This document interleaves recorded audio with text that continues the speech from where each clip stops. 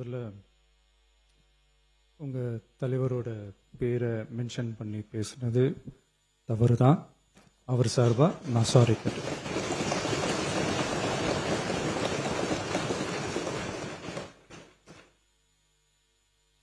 மாண்புமிகு பேரவைத் தலைவர் அவர்களே, தமிழக மக்கள் நம் உயிர் என்றால் தமிழக விவசாயிகள் நம்ம உயிர் நாடி. உலகில் ஜாதி, மதம், இனம், மொழி என அனைத்து வேறுபாடுகளுக்கும் அப்பாற்பட்டு நடைபெறும் தொழில் என்றால் அது விவசாய தொழில் மட்டுமே. உலகின் ஒரு மூலையில் உற்பத்தி செய்யப்படும் விவசாய பொருட்கள் உலகின் மற்றொரு மூலையில் உள்ள மக்களின் உணவு தேவையை பூர்த்தி செய்கிறது. எந்த நாடு உழவு தொழிலை மதித்து விவசாயிகளுக்கு உரிய பாதுகாப்பையும் ஆதரவையும் வழங்குகிறதோ அந்த நாட்டில்தான் மக்கள் வளமாகவும் மகிழ்ச்சியாகவும் வாழ முடியும். தமிழக வெற்றிக் கழக அரசு பல்வேறு நிதி நெருக்கடிகளின் மத்தியில் ஆட்சி பொறுப்பேற்றாலும் பதவியேற்ற 15 நாட்களுக்குள் விவசாயிகளின் கடன் சுமையை குறைக்க கடந்த 25/5/2026 அன்று குறு சிறு மற்றும் இதர விவசாயிகள் பெற்றிருந்த பயிர்க்கடனில் 50,000 ரூபாய் வரையிலான கடன்களை முழுமையாக தள்ளுபடி செய்ய ஆணை பிறப்பிக்கப்பட்டது.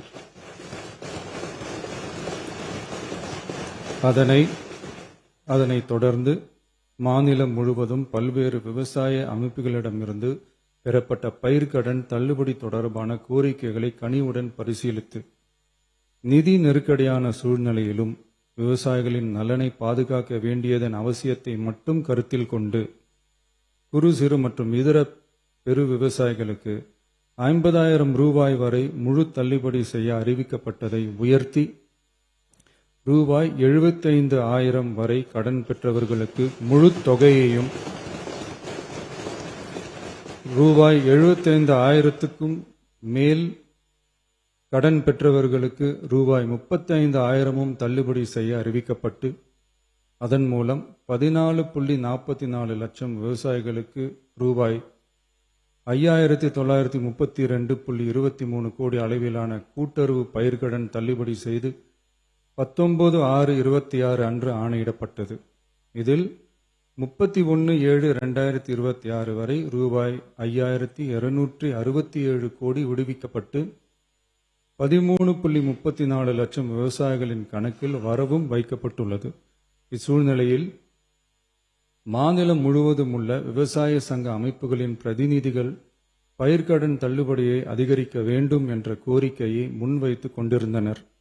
இதனைத் தொடர்ந்து 7/8/2026 அன்று விவசாய சங்கங்களின் பிரதிநிதிகள் மாண்புமிகு மூத்த அமைச்சர்கள் மற்றும் துறை செயலாளர்களுடன் நடைபெற்ற ஆலோசனை கூட்டத்தில் அவர்களின் கோரிக்கைகள் விரிவாக பரிசீலிக்கப்பட்டது. கடந்த காலங்களில் பயிர்க்கடன்கள் தள்ளுபடி செய்யப்பட்டாலும் அரசால் கூட்டுறவு வங்கிகளுக்கு செலுத்த வேண்டிய தொகை 4 to 5 ஆண்டு கால இடைவெளியில் செலுத்தப்பட்டு வந்துள்ளது. 2021 ஆண்டில் பயிர்க்கடன் தள்ளுபடி செய்யப்பட்ட தொகை 2021 முதல் 26 வரையான காலத்தில் அரசால் 12 தவணைகளாக கூட்டுறவு வங்கிகளுக்கு செலுத்தப்பட்டுள்ளது. ஆனால் அந்த கால அவகாசம் நமது அரசுக்கு தற்போது இல்லை.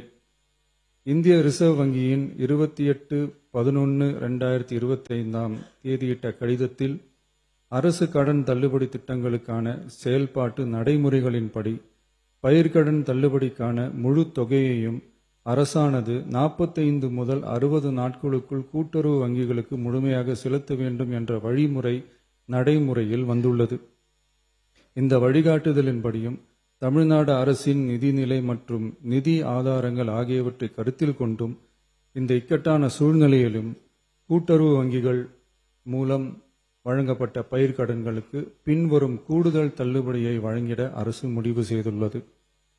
75,000 ரூபாய் வரை பெற்றுள்ள பயிர்க்கடன்கள் 100% முழுமையாகவும், 75,000 ரூபாய் முதல் 1 லட்சம் ரூபாய் வரை பெற்றுள்ள பயிர்க்கடன்களுக்கு அதிகபட்சமாக 75,000 ரூபாய் வரையும், 1 லட்சம் ரூபாய்க்கு மேல் பெற்றுள்ள பயிர்க்கடன்களுக்கு அதிகபட்சமாக 35,000 ரூபாய் வரையும் தள்ளுபடி வழங்கப்படும். இதன் மூலம் 75,000 ரூபாய் முதல் 1 லட்சம் ரூபாய் வரை பயிர்க்கடன் பெற்றுள்ள 2,38,264 விவசாயிகளுக்கு தலா 75,000 ரூபாய் வரை தள்ளுபடி வழங்கப்படும். இதனால் ஏற்கனவே பெற்ற தள்ளுபடி தொகைக்கு மேலாக 40,000 ரூபாய் வரை கூடுதல் தள்ளுபடி பெறும் வாய்ப்பு ஏற்படும்.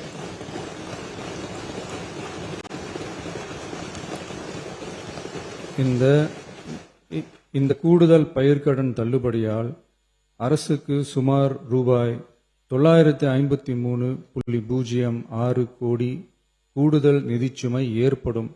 இருந்தாலும் தமிழக விவசாயிகளின் நலனில்தான் நமது நலன் உள்ளது என்று கருதி சுமார்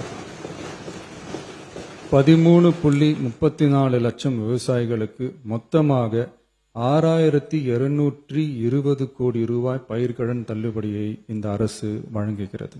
நன்றி.